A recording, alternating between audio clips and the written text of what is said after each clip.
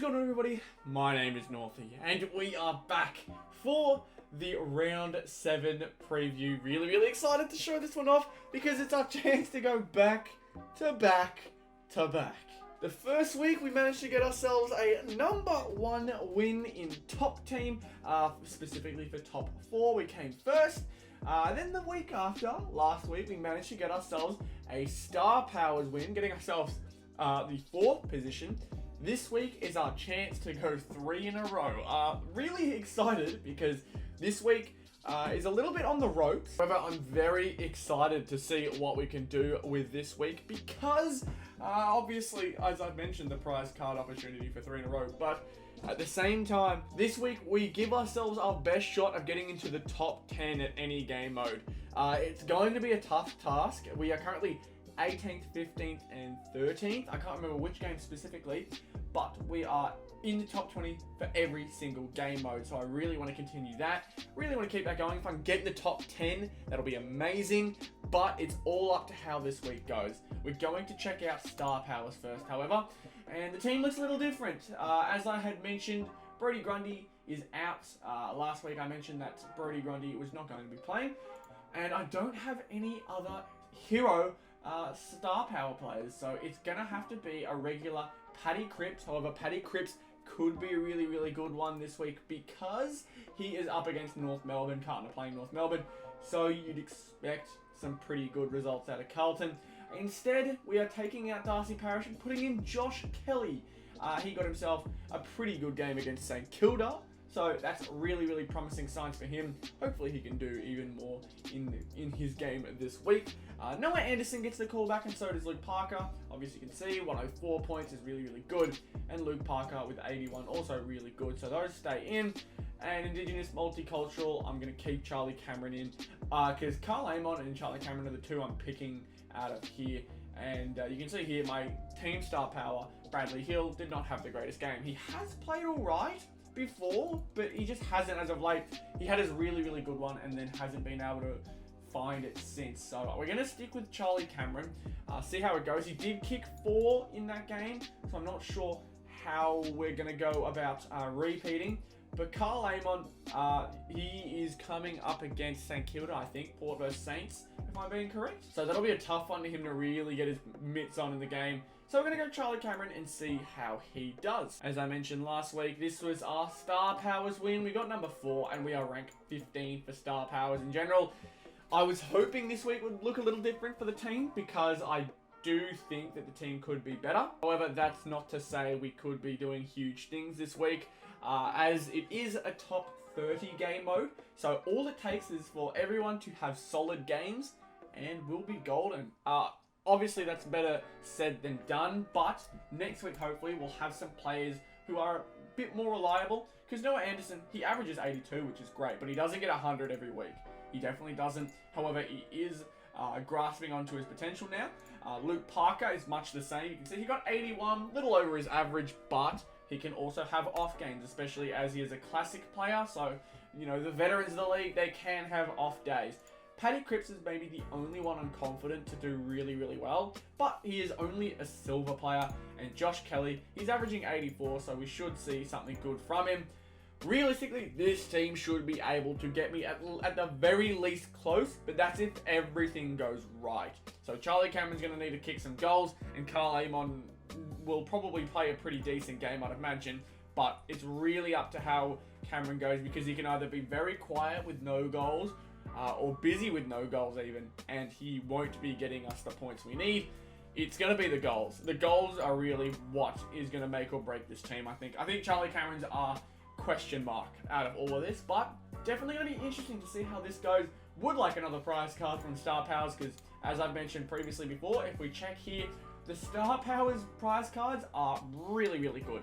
I'm not too sure, looking straight on right now, who we're going to pick up next. Either Paddy Cripps or Ollie Wines, not too sure. I think it's one of those two. But I definitely want to have Jack Zabel by the end of the year for sure. It's just unfortunate that North Melbourne don't really have any crazy star players, so hopefully that'll change up soon. But nonetheless, we go over to our top team. Top 4, it's not as much change as I expected. It really isn't. I was originally going to change the backman. My backman was going to be different. However, The backman I was going to choose was Nick Vlosten. Nick Vlosten is playing against West Coast, Richmond versus West Coast tonight as I'm recording this. So he may have a busy game, but he's up against West Coast who have, I believe, the least amount of inside 50s per game, which is not what you want when you've got a centre-half backman.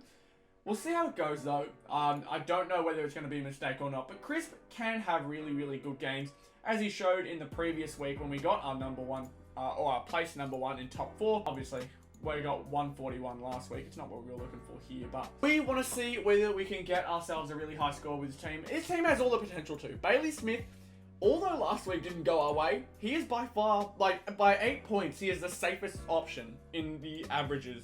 Last week, only the 70, and the Dogs haven't been having the greatest week. However, they have a chance to repeat, or they could go just as good as they were doing last year. I'm quickly trying to remember who they were playing against this week. The Dogs were going to be playing up against the Essendon Bombers, so there's a very, very good chance that he can do his thing in the middle.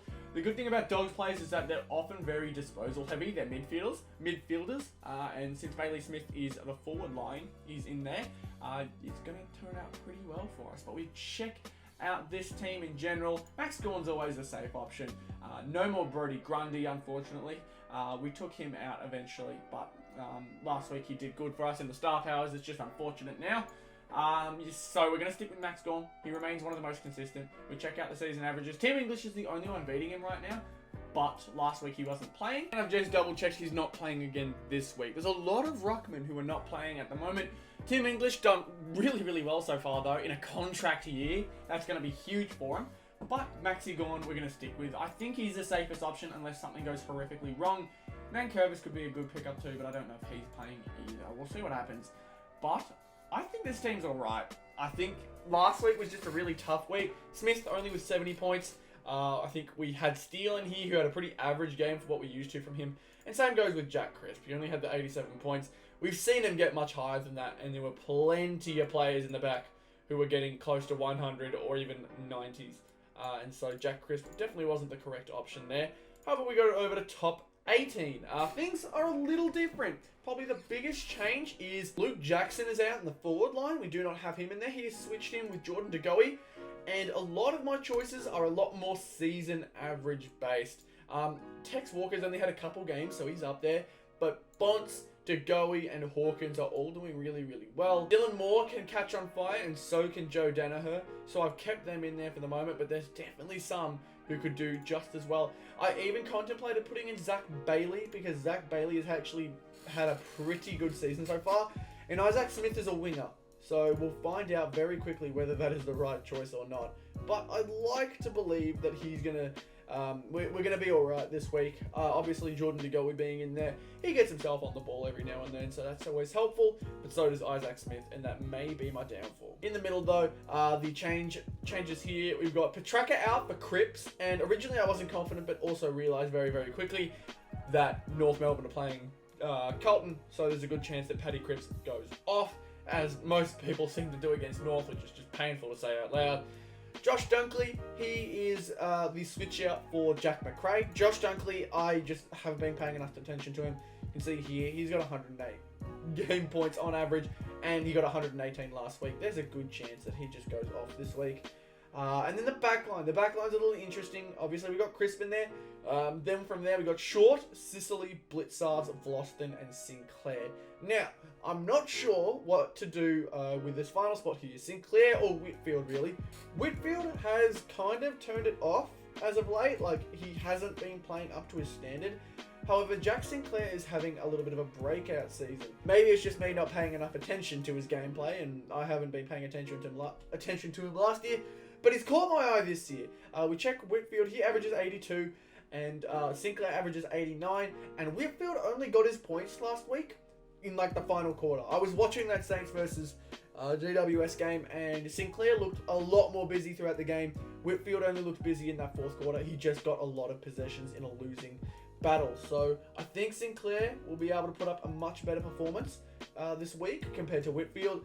And we've put Vlosten in as well because I have been sleeping on him. He is currently the highest average player in the entire backline. So I chucked him in there because I thought probably silly if I weren't to.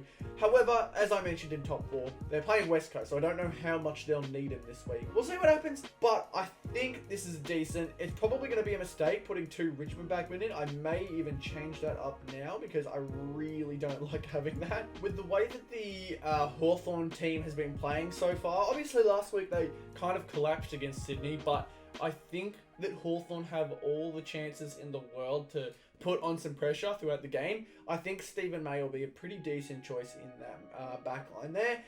He averages 86, which is quite good.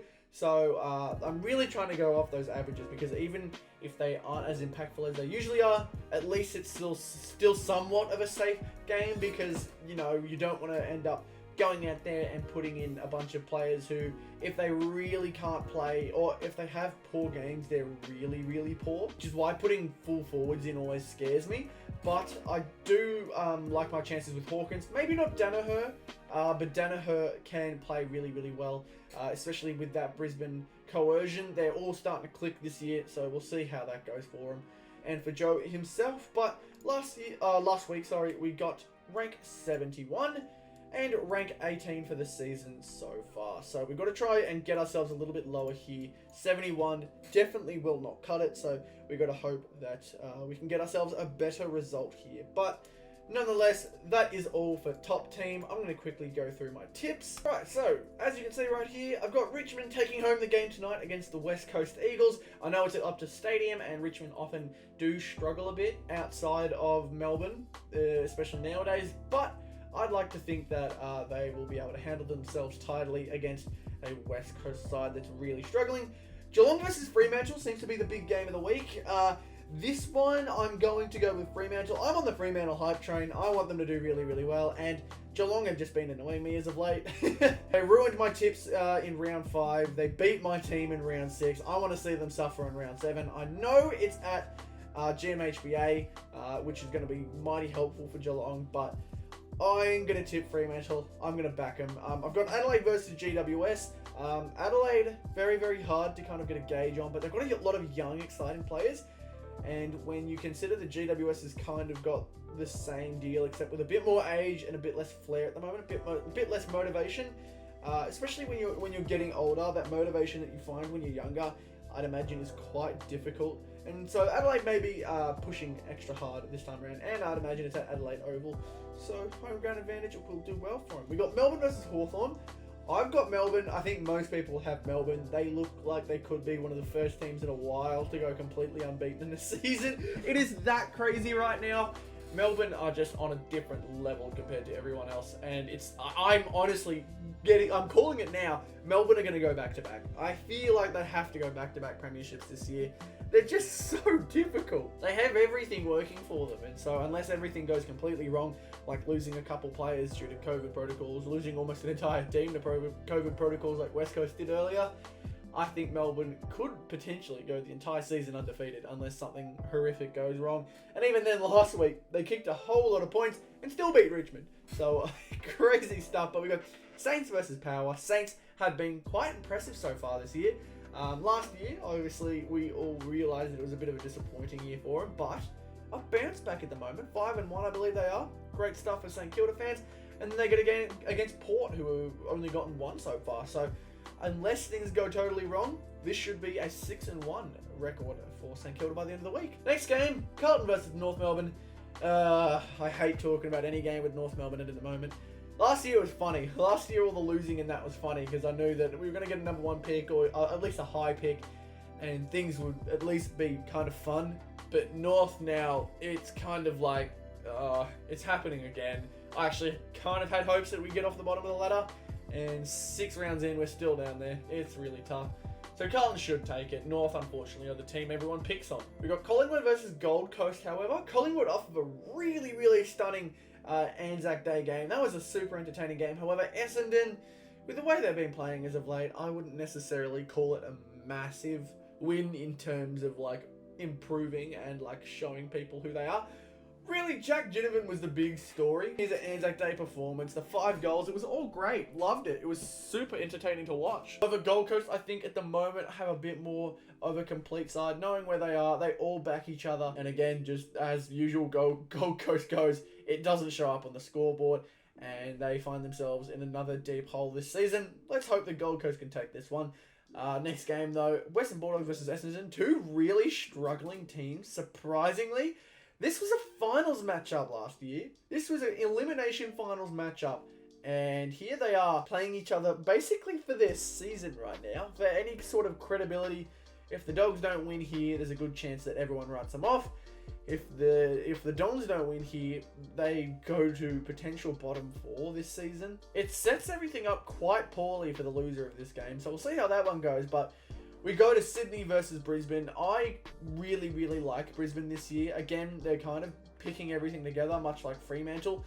It just seems to be Melbourne at the top, Fremantle and Brisbane kind of right there next to them. You could even put Geelong and Sydney in that conversation. I don't think the Saints are there just yet. I think the Saints are a little bit lower, below all those other 4 teams, and then everybody else you can decide. But it's 100% Melbourne at the top, Fremantle, Brisbane, tier 2, Geelong, Sydney, probably 2B, so we go Fremantle 2A, Brisbane 2A, then Sydney 2B, Geelong 2B, and then St Kilda a little bit under that, and the rest you could probably make up for yourself. Sounds a bit like mumbo jumbo to me, but nonetheless, I'm interested to see how this round goes, and although there's not many massive matchups, there's a lot of really, really meaningful matchups. Like, Fremantle are trying their best to prove that they're a finals team this year, and not just that, but a team to be reckoned with. Dogs and Essendon fighting for their lives, Melbourne trying to continue their streak with a few players out, Carlton even trying to keep their season alive. Carlton are probably on the same level of St Kilda now.